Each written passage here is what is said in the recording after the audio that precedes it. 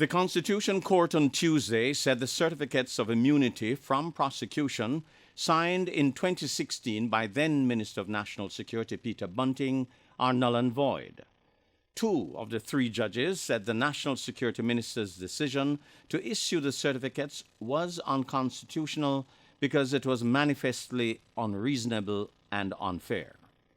It has been suggested that the fact that all three judges did not agree on that point presents a basis for an appeal.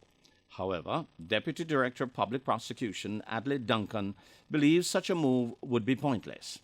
He says this is because all three judges made it clear that the certificates do not prevent a trial from proceeding. The certificates are evidence that the soldiers are acting in good faith. So it's the statute, was regulation that use the language of good faith.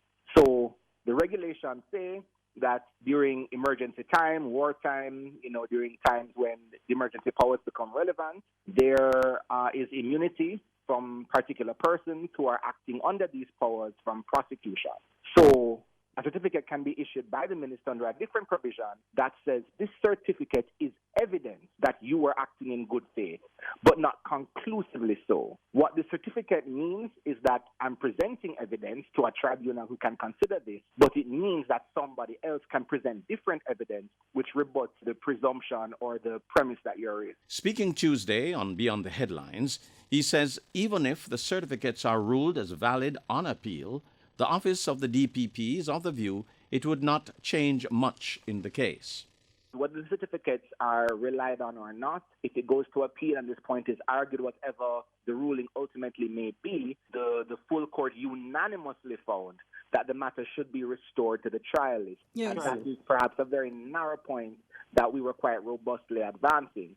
So either it's restored to the trialist and then you rely on these things, or you restore to the trialist and you don't. But in terms of the outcome that our office had sought, we were vindicated in that which our contrary ruling by a higher court would not, I think, affect. The soldiers charged in the case are Corporal Audley Buckley, Lance Corporal Greg Tingling, and Private Arnold Henry.